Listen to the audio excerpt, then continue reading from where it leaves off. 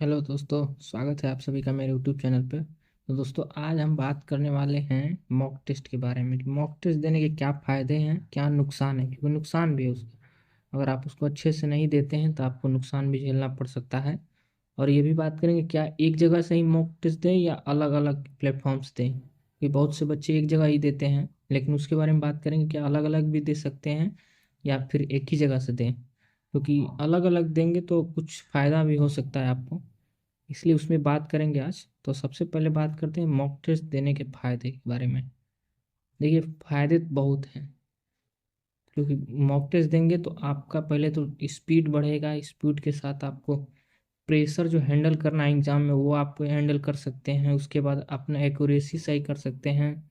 उसके बाद आप प्रैक्टिस भी कर सकते हैं, उससे अच्छा आपका प्रैक्टिस हो जाएगा।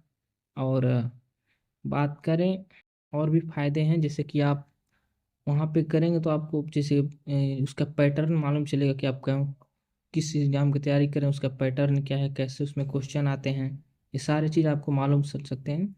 तो ये अच्छा है। और उसके बाद अब बात करते हैं थोड़े नुकसान की। देखिए, नुकसान इसमें ये है कि अगर आप मॉक टेस्ट देते हैं और एनालिसिस नहीं करते हैं तो आपको नुकसान झेलना पड़ सकता है। अगर हम मॉक टेस्ट दे रहे हैं, अगर आप एनालिसिस कर रहे हैं तो फिर तो फायदा है, क्योंकि मॉक टेस्ट देने के बाद एनालिसिस करेंगे तो आपको पता रहेगा कि हम कहाँ गलती कर रहे हैं, तो आप वहाँ से फिर कर सकते हैं, उसको गलती को सुधार सकते हैं। लेकिन अगर आप उसका एनालिसिस नहीं करते हैं तो आपको पता ही नहीं चलेगा कि मेरी गलती क्या है, मेरी वीक वीक पॉइंट क्या है। आप ऐसे ही छोड़ देंगे देने के बाद तो फिर आपको दिक्कत होगा। अगर आप उस पर काम करेंगे तो आपको अच्छा होगा, फिर अगला मॉक में आप अच्छा नंबर लाएंगे। तो इसके कुछ मतलब नुकसान है, अगर आप नहीं करते हैं तो फिर आपको दिक्कत होगा और बाद में फिर वही गलती करेंगे, बार बार वही गलती करेंगे, तो ये अलग दिक्कत हो जाएगा। और फिर कहेंगे कि हमारे में नंबर नहीं बढ़ रहा है, ये नहीं हो रहा है, वो नहीं हो रहा है। तो इसमें नुकसान है। अगर आप उसको अच्छे से करते हैं तो इसमें बहुत सारा फ़ायदा है कि सब स्पीड आप मेंटेन कर सकते हैं, टाइम मैनेज करेंगे, कि टाइम का बड़ा खेल है एग्ज़ाम में। तो टाइम अगर आप मैनेज नहीं कर पाते हैं तो एग्ज़ाम आप ख़राब चल जाएगा। आप सोचेंगे कि मेरे मेरे मॉक में आ रहे हैं 150 नंबर, तो वहाँ भी 150 नंबर आएंगे। तो इसके चक्कर में ना पड़े, अपना पूरा एनालिसिस करें, वहाँ तो जो होगा होगा। क्योंकि अगर आप सोच रहे हैं कि मेरा 150 नंबर आ रहा है, फिर आप उसका एनालिसिस नहीं कर रहे हैं कि हमारा मेरा तो सब सही हो रहा है, तो फिर वहाँ पे जाएंगे, अगर थोड़ा भी पैटर्न चेंज हुआ तो फिर आपको दिक्कत हो जाएगा। क्योंकि पैटर्न चेंज होगा, आप एक पैटर्न पे करेंगे और उसका एनालिसिस भी नहीं करेंगे, फिर पैटर्न उधर चेंज होगा तो आपको दिक्कत हो जाएगा। क्योंकि आप उस पे समय प्रेशर में आ जाएंगे कि मैंने ऐसे क्वेश्चन किया ही नहीं है कभी, तो इससे आप प्रेशर में आ जाएंगे, उसके बाद फिर आपका पूरा एग्जाम खराब हो जाएगा। तो इसलिए आप मॉक टेस्ट दें तो उसको पूरी तरह से एनालिसिस करें और अच्छे से उसका एनालिसिस करें। बाकी मॉक टेस्ट देने के बहुत सारे फायदे हैं।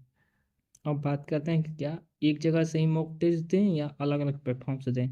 देखिए, अगर आप एक जगह से मॉक देते हैं तो आपको उस प्लेटफॉर्म का आपको पैटर्न मालूम चल जाता है, यहीं से पूछेंगे। अगर उससे भी थोड़ा भी एग्जाम में अगर चेंज आ गया तो आप घबरा जाएंगे वहाँ पे। फिर घबराने के बाद आपको वहाँ पे प्रेशर आप झेल नहीं पाएंगे फिर। और अगर शुरू में ही दे दिया कुछ एक दो क्वेश्चन जो पैटर्न चेंज करके है, फिर आपका पूरा एग्जाम खराब चल जाएगा उसके चक्कर में।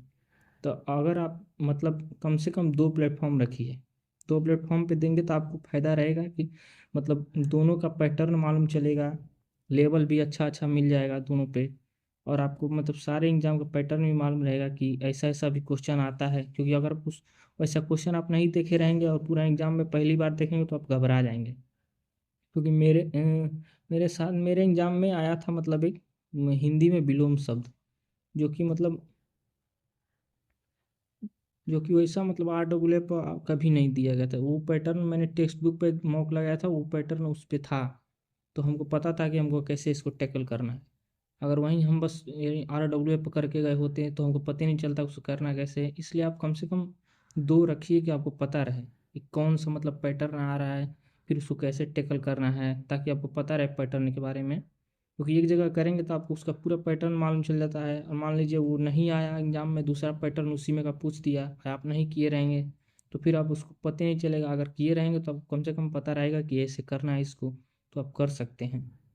तो बाकी फ़ायदा फ़ायदा बहुत है मॉक टेस्ट देने का।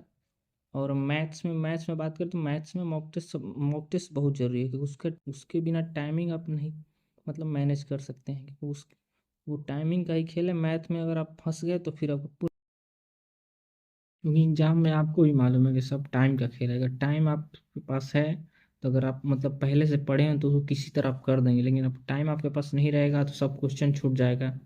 इसलिए मॉक टेस्ट ज़रूरी है।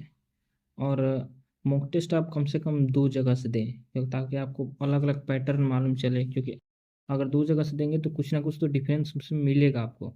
तो उससे आपको पता चलता रहेगा कि मतलब अभी पैटर्न कुछ रिसेंट में पैटर्न क्या चल रहा है, ताकि आप एग्जाम में दिक्कत ना हो। इसलिए आप कम से कम 2 मॉक टेस्ट दीजिए। और बाकी सब तो अगर आपका एग्ज़ाम हो गया तो आप कमेंट करिएगा कि आप कैसा गया एग्ज़ाम, या आपका होने वाला है तो ये भी कमेंट करिए आपका कैसा है। तो बाकी सब तो अब बता दिए, क्योंकि मॉक टेस्ट बहुत ज़रूरी है। और बाकी सब तो अगला वीडियो में सब बात करेंगे। तब तक के लिए धन्यवाद।